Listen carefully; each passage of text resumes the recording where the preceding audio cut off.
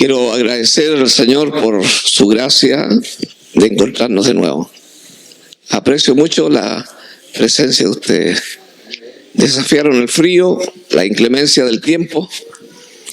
Este tipo de tiempo da unas ganas de quedarse acostadito, calentito, ¿no es cierto? ¿Qué hacemos con estar acá? Sin duda que hay un interés supremo, ¿cierto? Queremos saludar a todos nuestros amigos, a nuestros hermanos que nos ven a través de la distancia. Un gran saludo para muchos hermanos en diferentes países. Un abrazo a todos los chilenos que nos están mirando del otro lado del mundo. Un gran saludo para todos. Vamos a abrir la Biblia, hermanos. Rápidamente, Nehemías capítulo 1. Nehemías.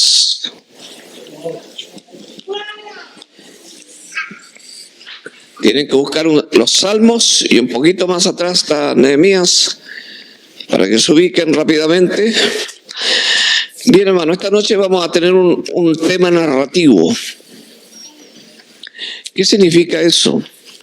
Que el tema está aquí en la narración. Es una narración, si bien extensa, sin embargo, la hemos acortado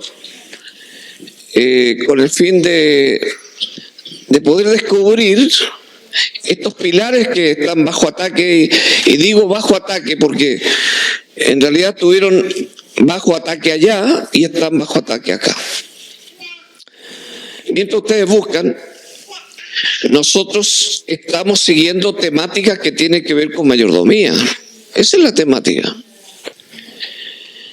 Y dijimos, y aquí atención con esto, hermanos, dijimos que mayordomía no es un departamento de la iglesia.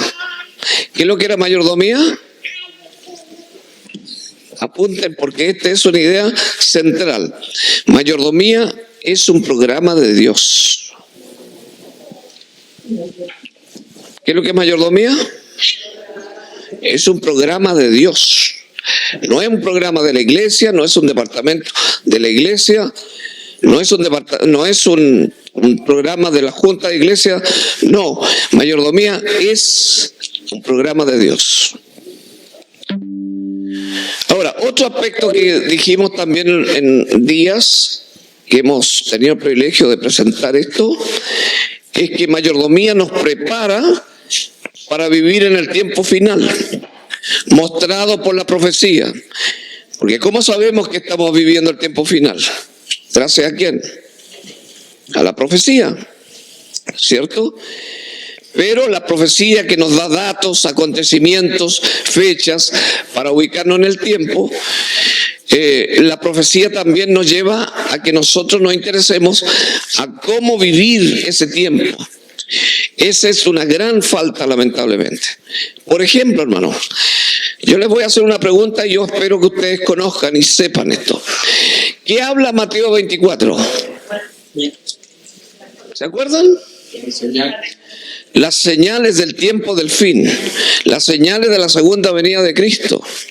Habla de terremotos, de hambre, ¿recuerdan? Muchos vendrán en mi nombre. En realidad los antecedentes están allí en forma muy clara.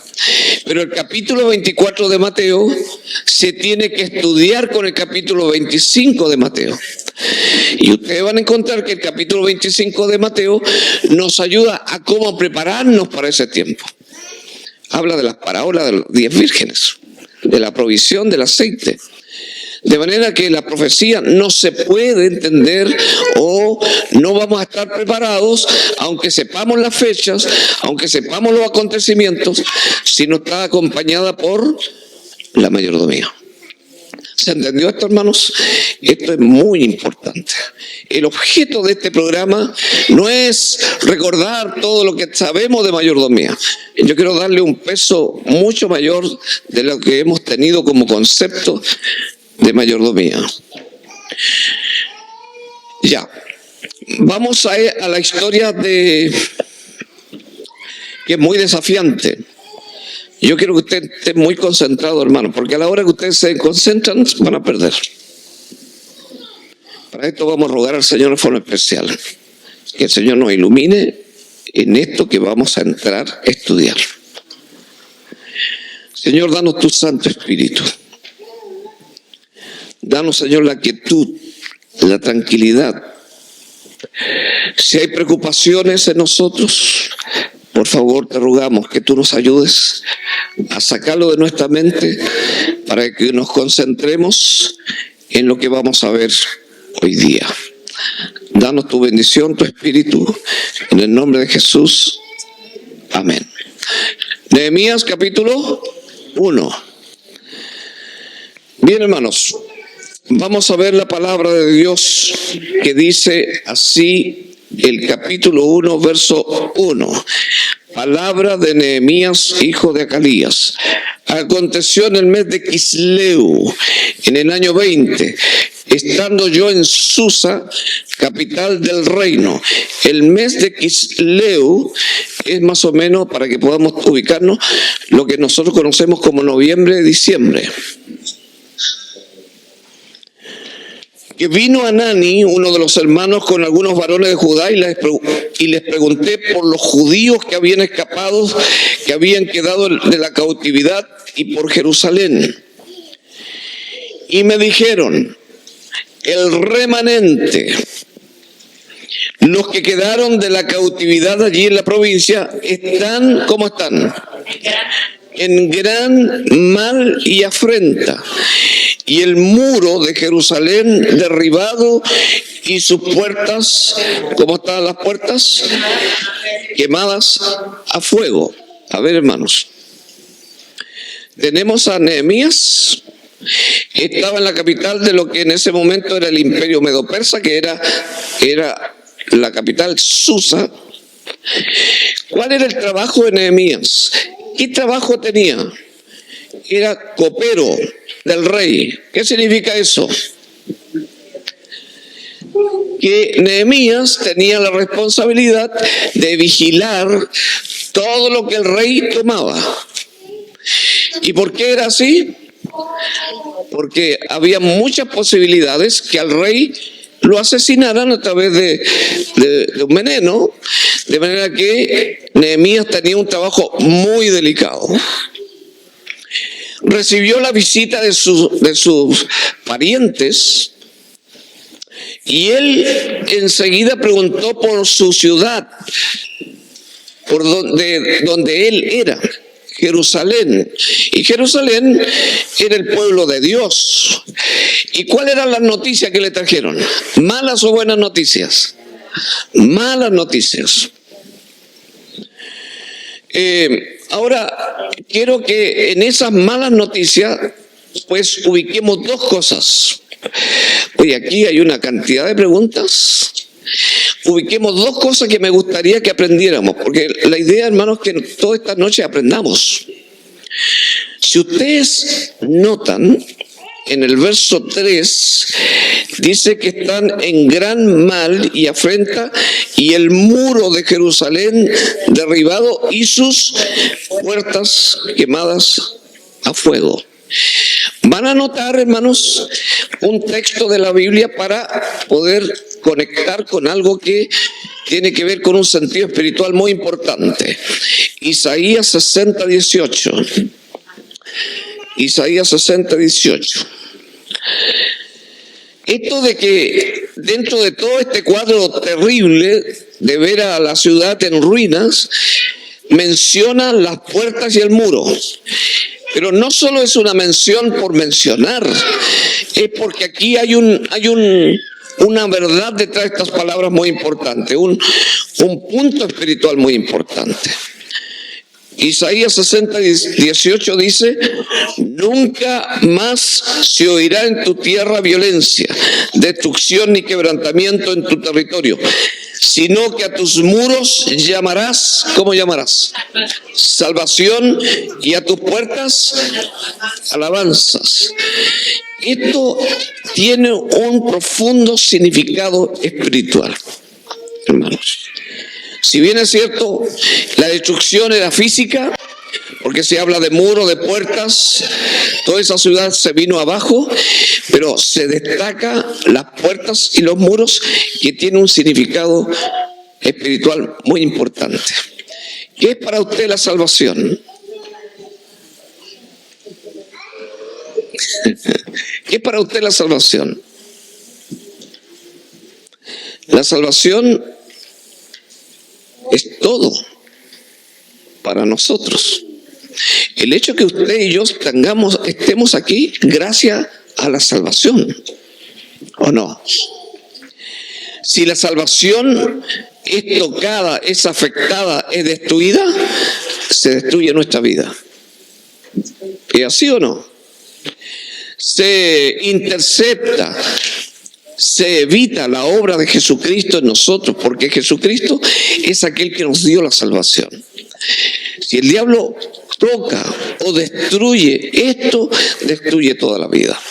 Ahora, como resultado de la salvación, nosotros vivimos una vida llena de alabanzas. ¿Por qué alabamos al Señor nosotros? Es por gratitud, porque Él nos ha salvado. Por eso alabamos su nombre. Ahora, cuando son tocada la salvación y la alabanza, se toca la fibra más profunda de la vida espiritual de una persona. Así que esto de que la ciudad de Jerusalén estaba destruida, en realidad ahora sí que nos va a interesar saber por qué Jerusalén se vino abajo o en ruina.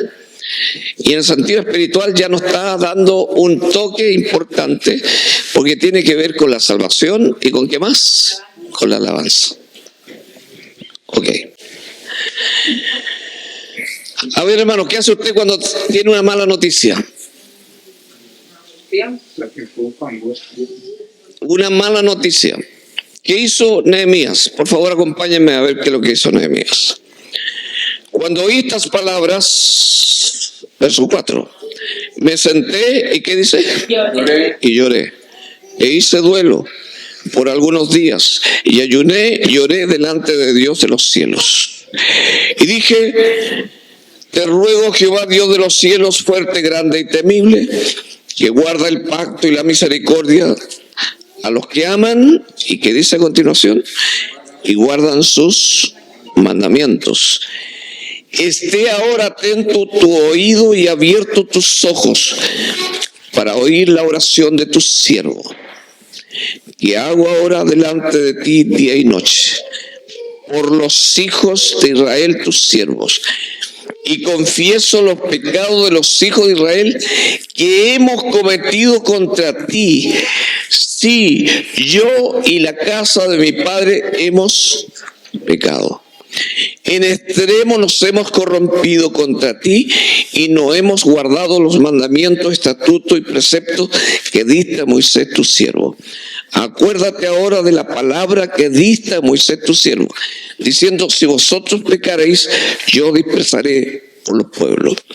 Pero si os volvierais a mí y guardaréis mis mandamientos y los pusierais por obra, aunque vuestra dispersión fuera hasta el extremo de los cielos, de allí os recogeré y os traeré al lugar que escogí para hacer habitar allí mi nombre. Ellos pues son tus siervos y tu pueblo, los cuales redimiste con tu gran poder y con tu mano poderosa. Te ruego, Jehová, que esté ahora atento tu oído a la oración de tu siervo y a la oración de tus siervos, quienes desean reverenciar tu nombre. Concede ahora buen éxito a tu siervo y dale gracia delante de aquel varón, porque yo servía de copero al rey. Ya, hermanos, resumiendo, ¿qué hizo Nehemías después de la mala noticia? Lloró. Ayunó y ¿qué más hizo? Lloró. Nehemías sintió fuertemente la noticia y lloró. Tiene que haber impactado el corazón de ese hombre, porque amaba a su pueblo. Amaba. Ahora, ¿cuántos kilómetros hay de Susa a Jerusalén?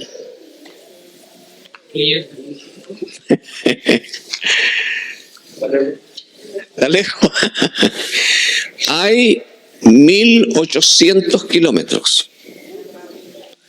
Más o menos de aquí, no sé dónde, para que ustedes ubiquen. 1.800 kilómetros en el tiempo en que Nehemías vivía. No es como ahora que los 1.800 yo los puedo recorrer en un avión y va a ser fácil hacerlo. Pero en ese tiempo no existían los medios de transporte. El medio de transporte más lujoso que había en ese tiempo eran los camellos. Pero estar recibiendo una noticia que ha sucedido 1.800 kilómetros de donde estaba Nehemías era realmente un asunto bien complicado. Porque Nehemías sintió la necesidad de tomar él las riendas para solucionar. Y aquí, hermano, permítanme decir algo que también vamos a aprender, y es una lámpara, es una luz importante adicional. Es que cuando un reformador quiere hacer un trabajo importante en la iglesia, no sale afuera de la iglesia y hace que el problema sea de otros y no de él. No sé si me queda claro lo que estoy diciendo. ¿Qué es lo que yo observo de este Nehemías? Se hace parte del problema. Aunque él estaba a 1.800 kilómetros de allí, de Jerusalén, aunque fue por causa de descuido, que lo que vamos a ver ahora, entonces Nehemías, no teniendo el problema, se hace parte del problema. No sé si se fijaron. Cualquier reformador que quiera cambiar la iglesia o que quiera que la iglesia entre en una reforma y un reavivamiento, no es que de afuera critica a la iglesia por eso, sino que toma el problema, se hace parte y se hace parte de la solución del problema. ¿Está claro eso? Hay mucha gente que quiere cambiar la iglesia, pero lo hace de afuera, como tirando piedras hacia adentro. Ya, pero eso es una luz que vamos a dejar ahí. Importante que podamos tener claridad en este tema. Muy bien. Ahora, ¿qué trabajo tenía Nehemías? ¿Ustedes me recuerdan ahora? ¿Qué trabajo tenía? Copero del rey. ¿Qué trabajo era ese? ¿Un trabajo delicado o cualquiera lo podía hacer? No. Era un trabajo de mucha confianza. No era llegar y, oye, reemplázame tú hoy día. Porque estaba en juego, ¿qué estaba en juego? La vida del rey. Y si Nehemías quería viajar 1.800 kilómetros para poder levantar Jerusalén, para poder levantar los muros, las puertas y recuperar la vida de Jerusalén, ¿qué tenía que hacer él? Si tenía un trabajo. ¿Tenía que pedir permiso o no? Claro. Y entonces tenía que prepararse porque tenía que conversar con su jefe. ¿Quién era su jefe? El rey. Vamos, acompáñenme a ver cómo fue esa conversación. ¿Le interesa o no? Ya, capítulo 2.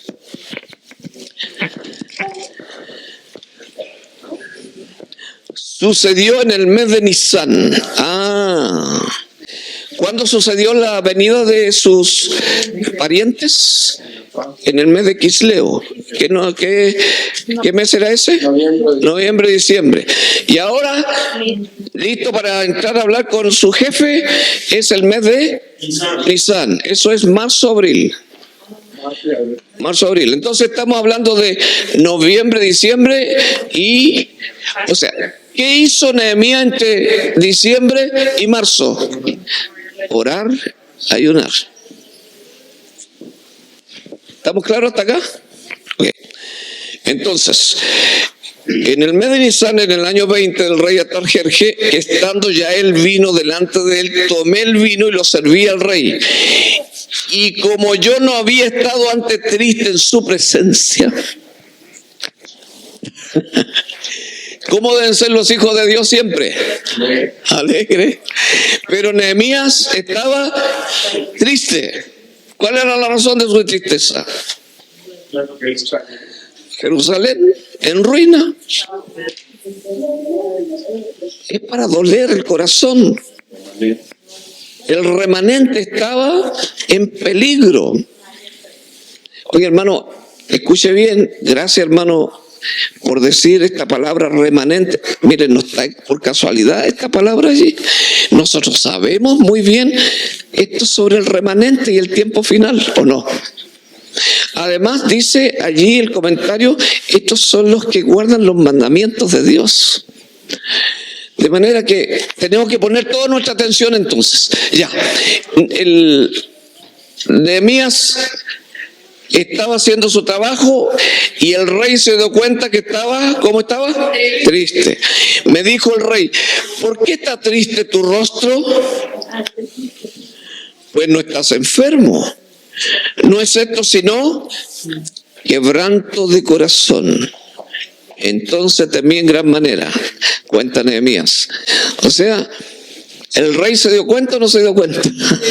Se dio cuenta que estaba profundamente triste al punto de darse cuenta que su corazón estaba quebrantado. Ya.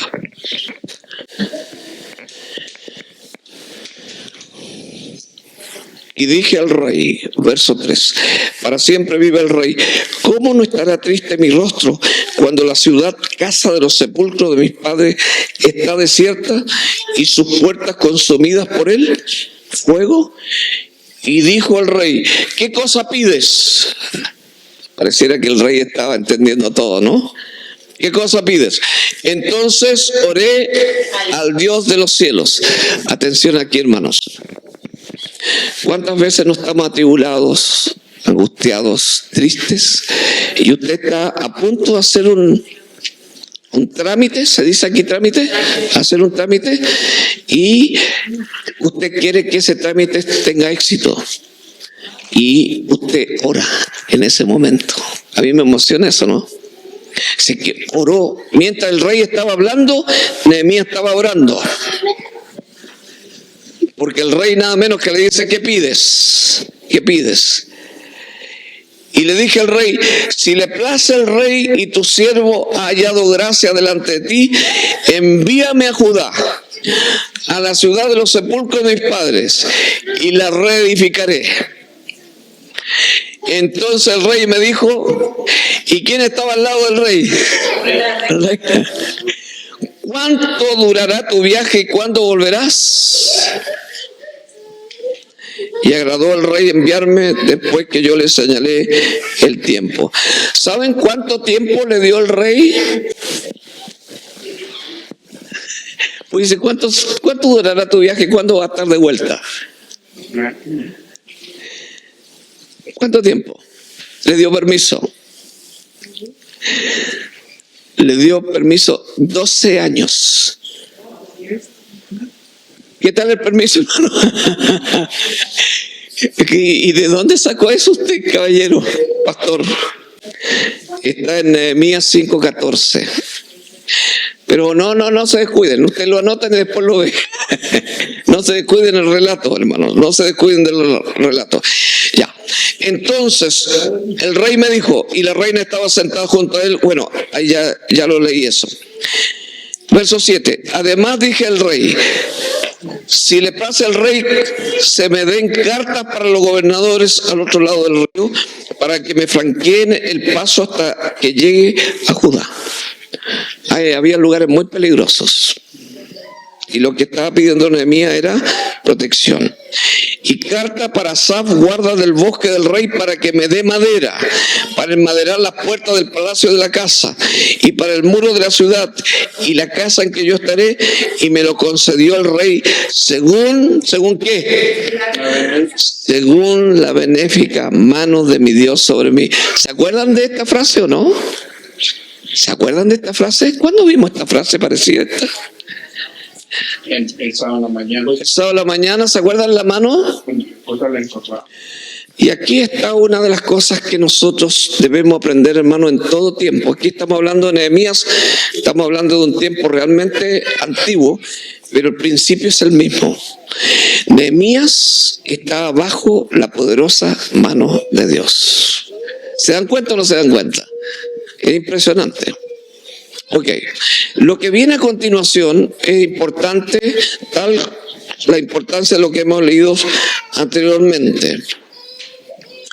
Vine luego a los gobernadores del otro lado del río y le di las cartas del rey, y el rey envió conmigo capitanes del ejército y gente de a caballos.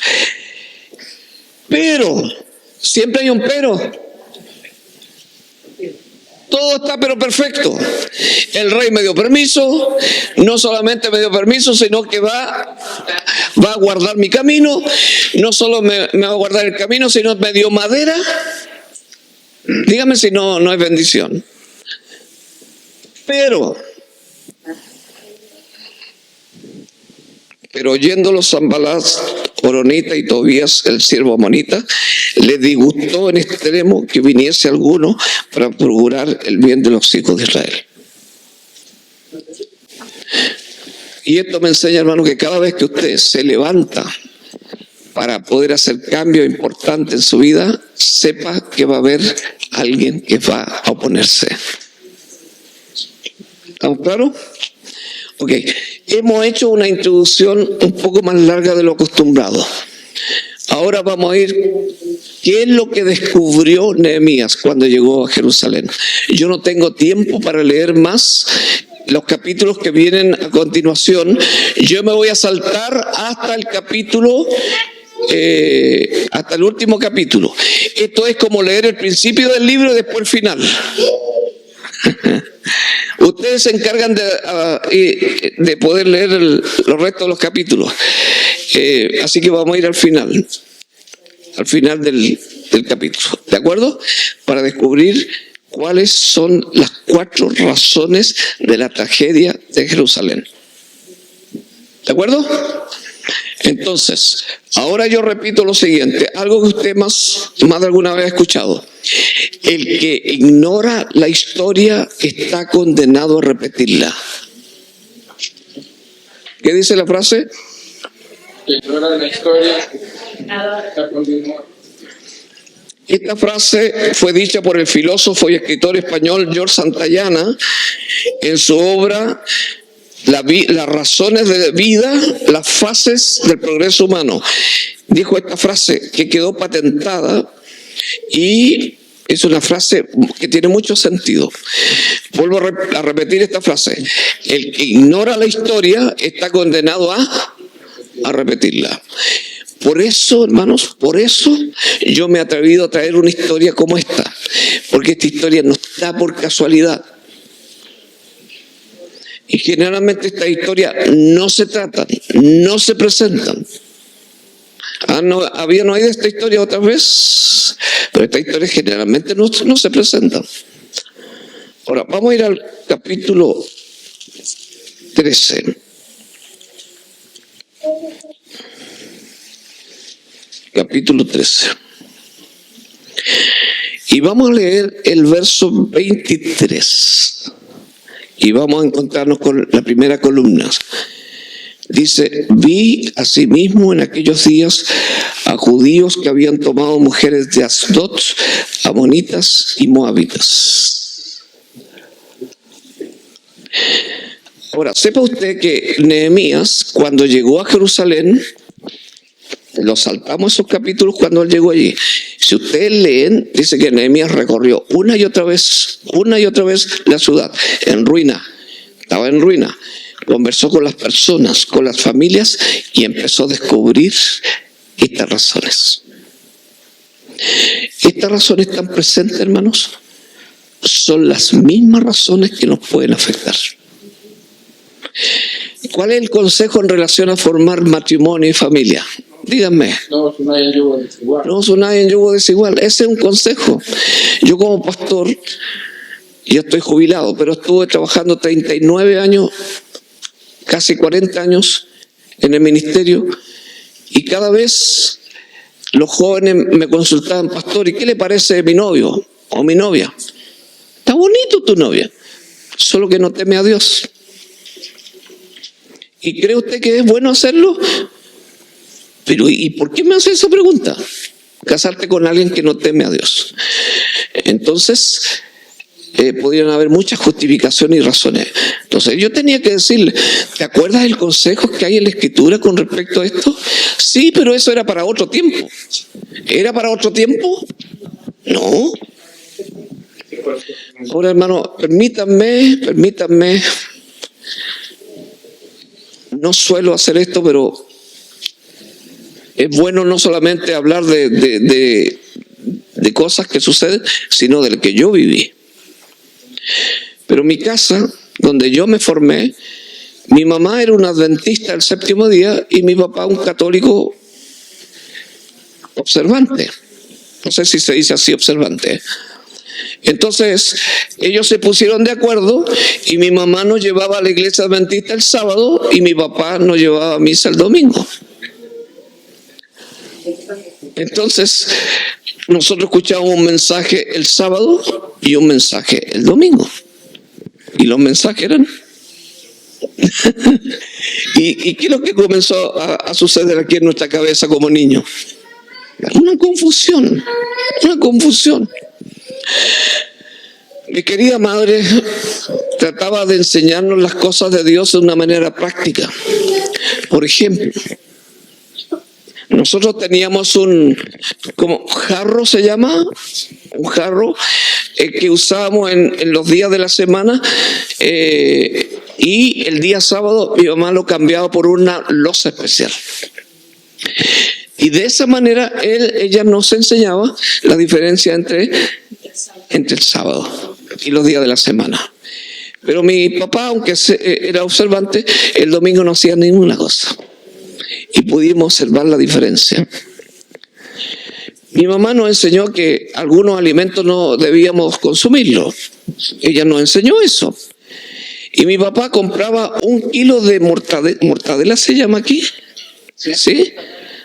Del mejor, de jamón, ¿sí? 1 kilo de jamón y 1/4 de queso. Así que mi mamá usaba el 1/4 de queso con la bendición de Dios y tenía que botar prácticamente todo el jamón. Pero mi papá estaba siempre, ¿cómo se llama? Chocando. Y nosotros veíamos esa lucha. Entonces, por eso la mamá nos decía con mucha paciencia, hijo, porque claro, nos molestaba a nosotros. Mi mamá preparaba el viernes una música linda, una mesa con un mantel especial. Ella hacía un queque, ¿se dice queque acá? Un pastel o postre especial para el sábado, para indicarnos de que era un día especial. Y mi papá llegaba y rompía todo ese ambiente, colocando música secular, fuerte. Y mi mamá lloraba por eso. Y nosotros veíamos a la mamá sufrir. Sin embargo, cuando ella nos reunía, decía, tenemos que orar por el papá. Tenemos que orar por el papá. Y yo decía, ¿qué tenemos que orar? Y orábamos por el papá, y orábamos. Y estuvimos más de 30 años orando por él. Y yo tuve el gusto de bautizar a mi papá. Y mientras bautizaba a mi mamá, mira, yo como pastor bautizando a mi papá, y vino a mi mente todo lo que ocurría.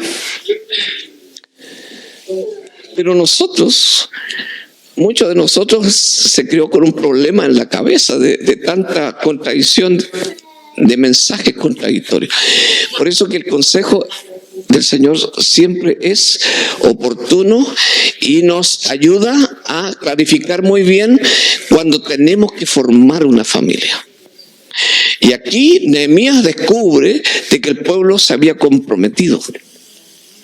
Así que la primera columna, hermanos, bajo ataque siempre es la familia y la formación de la familia. ¿Ok? Segundo.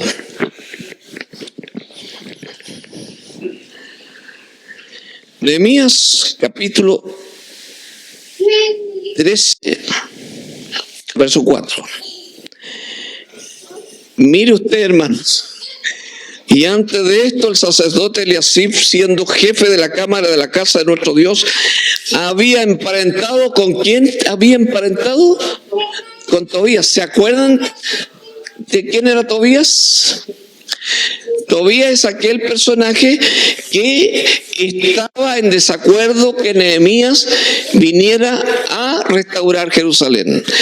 Y Tobías se había emparentado con ¿quién nada menos? ¿Con quién se había emparentado? Con el pastor. Ahora dice emparentado. De acuerdo con lo que uno lee, se piensa que el sacerdote o el sumo sacerdote, ¿cómo se llama el sumo sacerdote? Eliasib, tenía hijas y Tobías se casó con una de ellas. Es propio pensar así. Pero ¿saben, hermanos, lo más terrible que encontró Nehemías?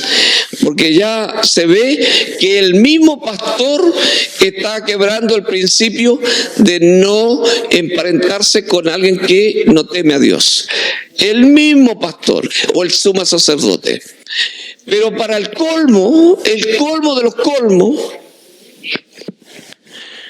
dice que, verso 5, y le habían hecho una gran cámara en la cual guardaban ante las ofrendas, el incienso, los utensilios, el diezmo del grano, del vino, del aceite, que estaba mandado a dar a los levitas, a los cantores, a los porteros y la ofrenda de los sacerdotes. ¿Cómo eso? ¿Dónde lo había alojado? Dice que lo había alojado donde se ponían las ofrendas y los diezmos. A mí me parece impresionante esto. Tobías, el enemigo de Dios, enemigo del pueblo de Dios, estaba instalado en el lugar, uno de los lugares más sagrados del templo. Y Nehemías descubre eso. A ver, hermano, antes que ustedes sigamos adelante, ¿qué cree que Nehemías hizo con Tobías? ¿Qué hizo? Le dijo, ¿estás calentito donde estás? ¿Qué hizo?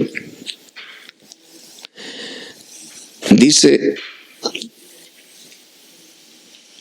verso 7, y para volver a Jerusalén, entonces supe del mal que había hecho Eliasib por consideración a Tobías, haciendo para él una cámara en los atrios de la casa de Dios, y me dolió en gran manera, y arrojé todos los muebles de la casa de Tobías fuera de la cámara.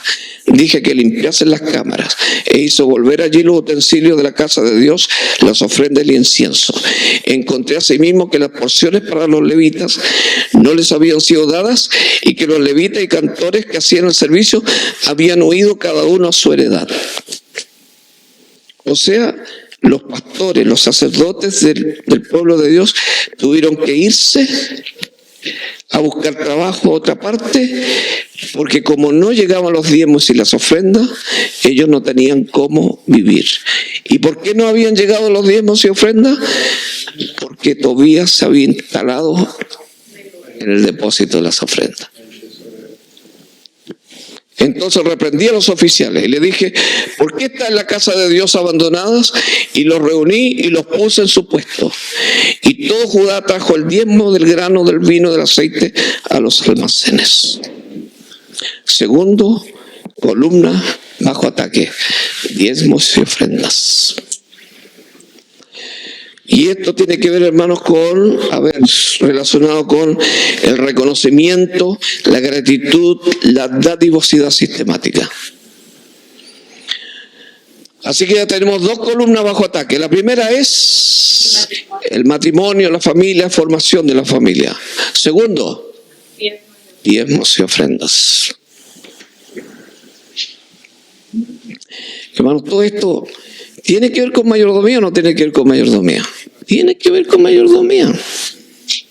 Si el diablo sabe que tocando los principios que nos preparan para enfrentar el tiempo final, entonces prácticamente tiene nuestra vida en sus manos. Ok.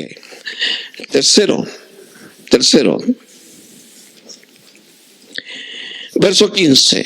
En aquellos días vi a Judá a algunos que pisaban en lagares en el día de reposo, y que acarreaban haces y cargaban asno con vino, y también de uvas, de higos y toda suerte de carga, y que traían a Jerusalén en día de reposo, y los amonesté acerca del día en que vendían las provisiones. También había en la ciudad tirios que traían pescado y toda mercadería, y vendían en día de reposo a los hijos de Judá en Jerusalén. Y reprendí a los señores de Judá y les dije: qué mala cosa es esta que vosotros hacéis, profanando así el día de reposo. ¿Qué pasaba en el día de reposo, hermanos?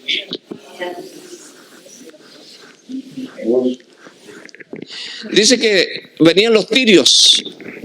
¿Quién eran los tirios? Los tirios eran prácticamente los filisteos. Los filisteos. Y que ellos eran productores de, ¿cómo se llama? Trabajaban en la parte marítima. Y claro, venían con sus productos a vender a Jerusalén. Un día como pastor me di cuenta que en la iglesia que yo atendía, una iglesia, probablemente la conocen, la iglesia La Granja en Santiago, descubrí que se puso al lado de la iglesia un puesto de pescado, para vender pescado. Entonces parece que la persona que puso ese carrito al lado de la iglesia se dio cuenta que el sábado salía mucha gente. Entonces dice: bueno, yo voy a tener pescado para los que salen. Y como salen a la hora de almuerzo, entonces aquí es negocio seguro. Yo me di cuenta de eso. Y le dijo a los ancianos: hermano, ustedes prediquen, ustedes dirijan, pero de aquí yo no me muevo. Me puse al lado del puesto. Y venían los hermanos, y los hermanos veían los pescados y como que se abría el apetito. Y cuando me veían a mí ahí, pues entonces pasaban de largo. Y yo me acordé de este suceso. El diablo se las arregla para que nosotros rompamos la santidad del sábado. Es impresionante este asunto, hermanos. Porque esta columna que está puesta aquí ha estado bajo ataque en forma constante en todo tiempo. Y en eso nosotros necesitamos tomar atención, ¿no? Nosotros no podemos dejar de lado la santidad del día en la cual nosotros nos reunimos para poder honrar a aquel que nos creó. Porque lo que hacemos nosotros es reconocer al Dios creador de todas las cosas. ¿O no, hermanos? ¿Sí?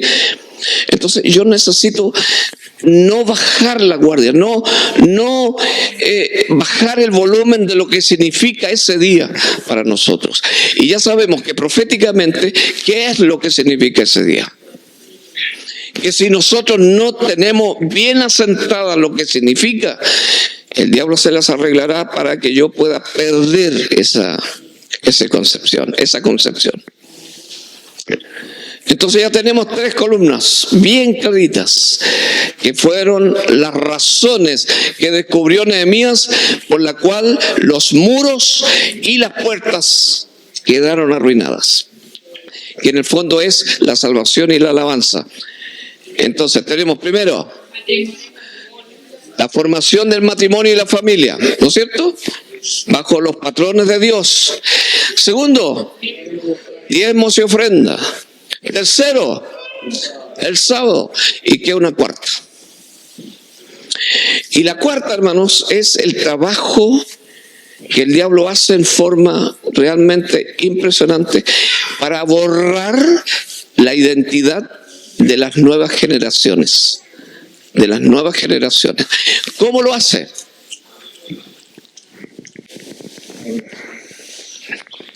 Vamos a leer el verso 23 del capítulo 13. Vi asimismo en aquellos días a judíos que habían tomado mujeres de Asdod, amonitas y moabitas. Verso 24. Y la mitad de sus hijos hablaban la lengua de Asdod, porque no sabían hablar judaico, sino hablaban conforme a la lengua de cada pueblo. ¿Qué significa eso, hermanos? Yo quiero comentarle así rápidamente qué implicancia tiene esto. A ver, no sé si ustedes han escuchado la palabra, a ver. Esta columna número 4 la voy a poner bajo dos costumbres que forman parte del pueblo de Dios, y esas costumbres no debieran perderse nunca. Una costumbre es la identidad a través del idioma. A ver, esto esto capaz que no sea tanto entendible, porque nosotros vivimos en un país donde se habla un idioma, yo hablo otro idioma, y de repente, bueno, tengo que aprender la cultura del idioma inglés o del idioma francés. Nunca perder la costumbre o la cultura de mi idioma. En cierto sentido, el idioma traspasa la cultura, pero en el sentido del pueblo de Dios, ¿qué es lo que significaba el hecho de que los niños aprendieran otro idioma y dejaran de aprender lo que aquí dice judaico, pero en realidad era el idioma hebreo? ¿Qué tiene que ver el idioma? Escuche bien, por favor. Escuche bien. Dice la Torá, que eran los primeros 5 libros de la Biblia, estaban escritas en hebreo. Para los judíos, enseñar a los niños a leer y entender este idioma era esencial para que pudieran aprender y cumplir la ley de Dios. Y el hecho de que aprendieran nuestro idioma, prácticamente se borraba esto. La liturgia, los salmos y las oraciones estaban en hebreo. Aprender este idioma era esencial para que los niños pudieran participar en el culto y comprender su relación con Dios. Y la falta de dominio del hebreo podía conducir a una desconexión con las escrituras y en consecuencia con la fe de Israel. O sea, en otras palabras, el diablo estaba atacando una forma y una conexión que los niños tenían con Dios. La otra costumbre, este era el idioma, para que vean ustedes el peso de lo que significaba eso. Y lo segundo eran los nombres teofóricos. ¿Han escuchado este término? Nombres teofóricos. Los nombres teofóricos eran una estrategia que tenían los padres en colocar el nombre a los niños que tenían relación con Dios. ¿Por qué? Porque los padres querían asegurar de que sus niños no se desconectaran nunca con Dios y su desarrollo fuera vinculado con Dios. Y el nombre les servía. Los nombres que tenían que ver con Dios. Todos los nombres que comienzan con Él o terminan con Él tienen que ver con Dios. Elizabeth, Samuel, Joel, Daniel, Rafael, Eloísa. O comienzan con Él o terminan con Él.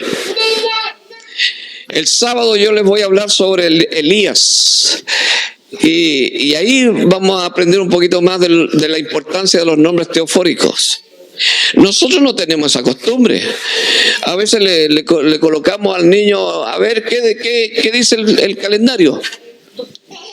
No tenemos el significado que en ese tiempo se tenía. Pero en realidad el nombre cumplía una función importante para asegurar la identidad del pueblo de Dios. 4 columnas bajo ataque y constante bajo ataque. Hermano, mira, yo quiero agradecer a Dios por el trabajo que la iglesia hace con los niños. A través de las maestras de escuela sabática, a través de los conquistadores, los aventureros, la iglesia tiene programas que siempre pueden ser mejores, pero es admirable cómo hay líderes de la iglesia que se dedican a ayudar a formar los niños. Eso es una bendición. Pero ¿dónde el niño tiene que aprender sus primeras palabras y letras y todo lo que tenga que ver con Dios? En la casa, en la familia. ¿Sí? ¿Tiene el niño que aprender reverencia o no tiene que aprender reverencia? Tiene. ¿Cómo lo vestimos al niño? ¿Cómo lo preparamos para que venga a la casa de Dios? Es una cuestión fundamental. Que vamos conectando al niño con el cuidado con las cosas de Dios. Tengamos a bien tener en cuenta estas 4 columnas. Matrimonios y formación familiar. Diezmo y ofrendas. Sábado. Y la enseñanza que nosotros necesitamos consolidar en la vida de los niños. ¿Cuál es una de las necesidades básicas que el niño necesita satisfacer? Es Dios. Dios no es una opción. Dios no es una opción religiosa. Dios es una necesidad humana. Y los padres tienen el deber de satisfacer esa necesidad. ¿De acuerdo? Quiero que se vayan preocupados. ¿Listo? A ver, cuando la Biblia dice que los hijos son herencia de Jehová, ¿qué significa eso?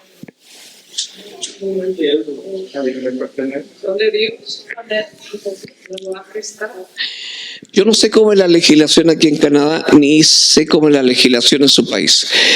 Pero cuando alguien recibe una herencia, está recibiendo derecho de propiedad, diría. De que cuando, si yo le heredo a mi hijo, la propiedad mía, yo la traspaso a mi hijo y mi hijo queda como dueño. Por eso yo le traspaso propiedad. ¿Eso es así la legislación de por estos lados o no? ¿Sí? Pero cuando la Biblia habla de herencia, la habla completamente distinto. Porque lo que nos traspasa a nosotros, Dios, no es propiedad, sino nos pasa responsabilidad de administración.